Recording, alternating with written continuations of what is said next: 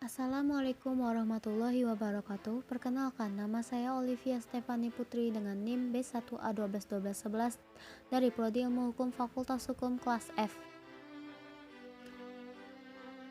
Saya di sini akan membahas tentang integritas nasional. Bagaimana urgensi negara nasional sebagai salah satu parameter persatuan dan kesatuan bangsa? Suatu negara bangsa membutuhkan persatuan untuk bangsanya yang dinamakan integrasi nasional. Dapat dikatakan bahwa sebuah negara yang mampu membangun integrasi nasionalnya akan memperkokoh rasa persatuan dan kesatuan bangsa-bangsa yang ada di dalamnya. Integrasi nasional merupakan salah satu tolak ukur untuk persatuan dan kesatuan bangsa.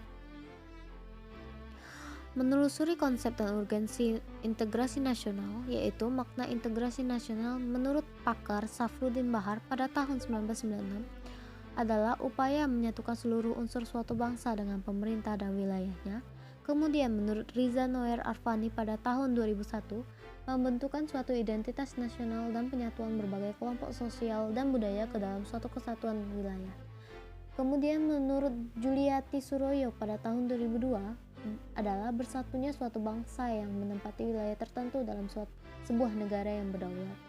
Kemudian Ramlan Subakti pada tahun 2010 adalah proses penyatuan berbagai kelompok sosial budaya dalam satu kesatuan wilayah dan dalam suatu identitas nasional.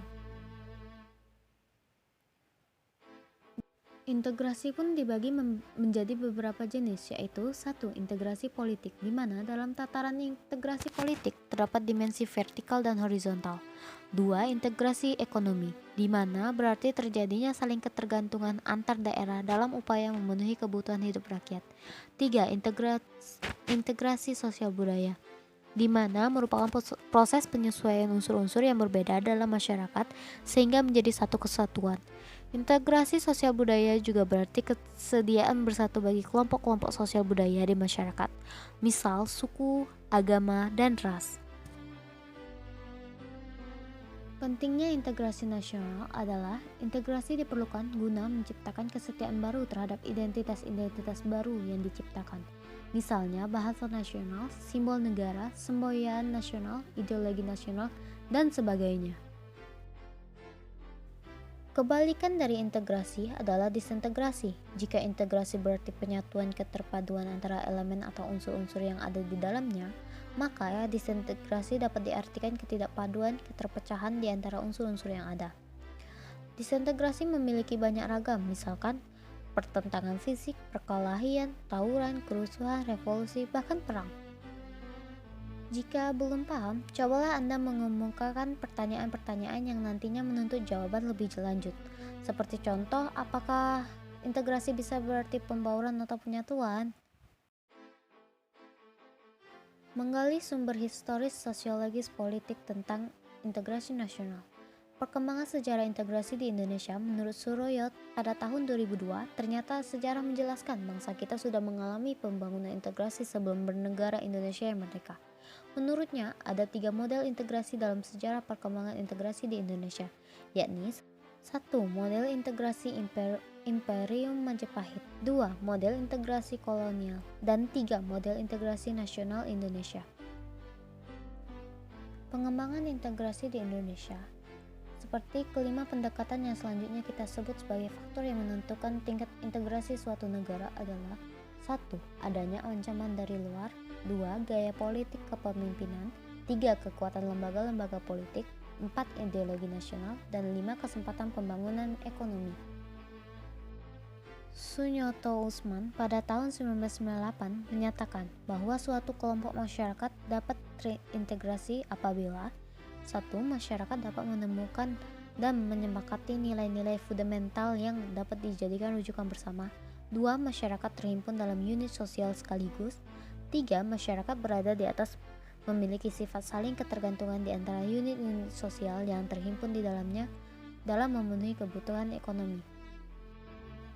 Kebijakan strategi yang sebaiknya dilakukan di Indonesia yaitu memperkuat nilai bersama, membangun fasilitas, menciptakan organisasi untuk bersama, memperkokoh lembaga politik, mewujudkan kepemimpinan yang kuat, menguatkan identitas nasional, atau membaur antara tradisi dan budaya lokal. Pajak sebagai instrumen memperkokoh integrasi nasional. Berbicara tentang keuangan negara yang sehat, tidak bisa dilepaskan dari sumber-sumber penerimaan negara. Salah satu sumber keuangan negara adalah penerimaan dari sektor pajak. Dalam kurun waktu 5 tahun terakhir, penerimaan pajak merupakan sumber pendapatan negara yang utama. Pada anggaran pendapatan dan belanja negara tahun 2016, pemerintah menargetkan pendapatan yang bersumber dari penerimaan pajak adalah sebesar 1.360 triliun atau sebesar 74,63% dari penerimaan negara secara keseluruhan. Membangun argumen tentang dinamika dan tantangan integrasi nasional. Dinamika itu bisa kita contohkan. Peristiwa integrasi berasal 5 jenis integrasi sebagai berikut. 1. Integrasi bangsa, 2. Integrasi wilayah, 3. Integrasi nilai, 4. Integrasi elit massa, 5. Integrasi tingkah laku. Tantangan dalam membangun integrasi. Dalam upaya mewujudkan integrasi nasional Indonesia, tantangan yang dihadapi datang dari dimensi horizontal dan vertikal. Terkait dengan dimensi horizontal ini, salah satu persoalan yang dialami oleh negara-negara berkembang termasuk Indonesia dalam mewujudkan integrasi nasional adalah masalah primordialisme yang masih kuat. Titik pusat goncangan primordial biasanya berkisar pada beberapa hal, yaitu masalah hubungan darah, jenis bangsa, bahasa, daerah, agama, dan kebiasaan. Sedangkan dimensi vertikal, biasanya tantangan yang ada adalah kesediaan para pemimpin untuk terus-menerus bersedia berhubungan dengan rakyatnya. Pemimpin mau mendengar keluhan rakyat, mau turun ke bawah, dan dekat dengan kelompok-kelompok yang merasa dipinggirkan. Sedangkan di era globalisasi, tantangan itu ditambah oleh adanya tarikan global di mana keberadaan negara-negara bangsa sering dirasa terlalu sempit untuk mewadahi tuntutan dan kecenderungan global. Di sisi lain, tantangan integrasi juga dapat dikaitkan dengan aspek-aspek lain dalam integrasi, yakni aspek politik, ekonomi, dan sosial budaya. Mendeskripsikan esensi dan urgensi integrasi nasional. Masyarakat yang terintegrasi dengan baik merupakan harapan bagi setiap negara, sebab integrasi masyarakat merupakan kondisi yang sangat diperlukan bagi negara untuk membangun kejayaan nasional demi mencapai tujuan yang diharapkan. Ketika masyarakat suatu negara senantiasa diwarnai oleh pertentangan atau konflik, maka akan banyak kerugian yang diterita.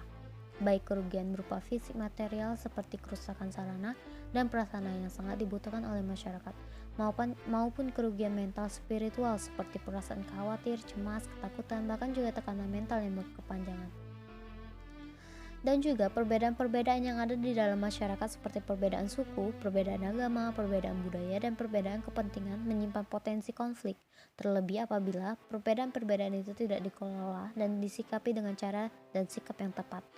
Namun, apapun kondisinya, integrasi masyarakat merupakan sesuatu yang sangat dibutuhkan untuk membangun kejayaan bangsa dan negara, sehingga perlu senantiasa diupayakan. Kegagalan dalam mewujudkan integrasi masyarakat berarti kegagalan untuk membangun kejayaan nasional, bahkan dapat mengancam kelangsungan hidup bangsa dan negara yang bersangkutan. Sekian dari saya. Terima kasih. Wassalamualaikum warahmatullahi wabarakatuh.